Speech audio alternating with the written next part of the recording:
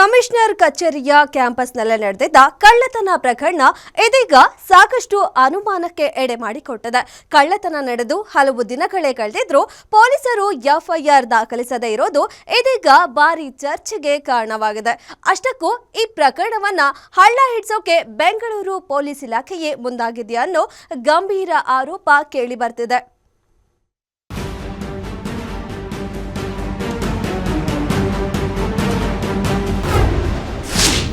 ಹಣ ದೋಚಿದ್ದು ಅದೇ police constable Jabiulla.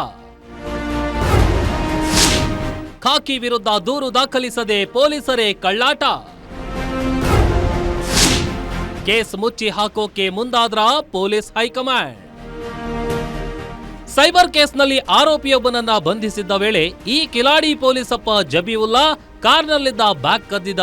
ಆದರೆ ಇದುವರೆಗೂ ಜಬೀವುಲ್ಲಾನ ಬಂಧಿಸದೆ ಪೊಲೀಸರು ಕೈಕಟ್ಟಿ ಕುಳಿತಿರೋದು ಸಾಕಷ್ಟು ಅನುಮಾನ ಹುಟ್ಟಿಸಿದೆ. ಇಲ್ಲಿ ಮರ್ಯಾದೆಗೆ ಅಂಜಿ ಹಿರಿಯ ಅಧಿಕಾರಿಗಳು ಸೈಲೆಂಟ್ ಆದ್ರ ಅನ್ನೋದು ಗೊತ್ತಾಗ್ತಿದೆ. ಇನ್ನು ಜಬೀವುಲ್ಲಾ ಕಳ್ಳತನ ಮಾಡಿದ್ದ ಸಿಸಿಟಿವಿ, ಮನೆಯಲ್ಲಿ ಸರ್ಚಿಂಗ್ ವೇಳೆ ಸಿಕ್ಕ ನಗದು, ಇಷ್ಟೆಲ್ಲ ಸಾಕ್ಷಿಗಳು ಸಿಕ್ಕಿದ್ರು ಕಾನ್ಸ್ಟೇಬಲ್ ಜಬೀವುಲ್ಲಾ ವಿರುದ್ಧ ದೂರು ದಾಖಲಿಸಲು ಪೊಲೀಸರು ಹಿಂದೇಟು ಹಾಕ್ತಿದ್ದಾರೆ. ಇನ್ನು ಜಬೀವುಲ್ಲಾ ತನ್ನ ಮನೆಯಲ್ಲಿ ಬಚ್ಚಿಟ್ಟಿದ್ದ ಹಣ ವಾಪಸ್ ನೀಡಿದ್ದಾನೆ. ಆದ್ರೆ ಕಳ್ಳತನ ಕೇಸ್ ದಾಖಲಿಸದೆ ಪೊಲೀಸರು ಯಾಕೆ ಸುಮ್ಮನಾಗಿದ್ದಾರೆ ಅಂತ ಪೊಲೀಸ್ ಇಲಾಖೆಯಲ್ಲೇ ದೊಡ್ಡ ಚರ್ಚೆ ನಡೀತಿದೆ.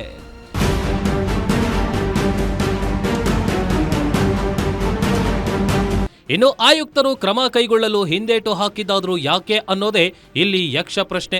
ಈ ಕಳ್ಳತನ ಪ್ರಕರಣದಲ್ಲಿ ಇನ್ಸ್ಪೆಕ್ಟರ್, ಸಬ್ ಇನ್ಸ್ಪೆಕ್ಟರ್ ಭಾಗಿಯಾಗಿದ್ದಾರೆ. ಕಳ್ಳತನ ಮಾಡಿದ 11 ಲಕ್ಷದಲ್ಲಿ ಎಲ್ಲರಿಗೂ ಪಾಲು ಸಿಕ್ಕಿದ್ಯಾ? ಬಿಟ್ಟಿಯಾಗಿ ಸಿಕ್ಕ ಹಣವನ್ನ ಡಿವೈಡ್ ಮಾಡ್ಕೊಂಡಿದ್ದಾರಾ ಅನ್ನೋ ಅನುಮಾನ ವ್ಯಕ್ತವಾಗಿದೆ.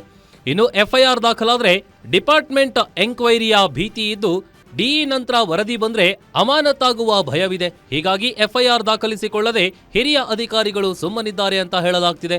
ಅಲ್ಲದೆ ಇಲ್ಲಿ ಹಣ ಕಳೆದುಕೊಂಡಿದ್ದ ವ್ಯಕ್ತಿಗೆ ದೂರು ನೀಡದಂತೆ ಪೊಲೀಸರು ವಾರ್ನ್ ಮಾಡಿದ್ದಾರೆ ಎನ್ನಲಾಗ್ತಿದೆ.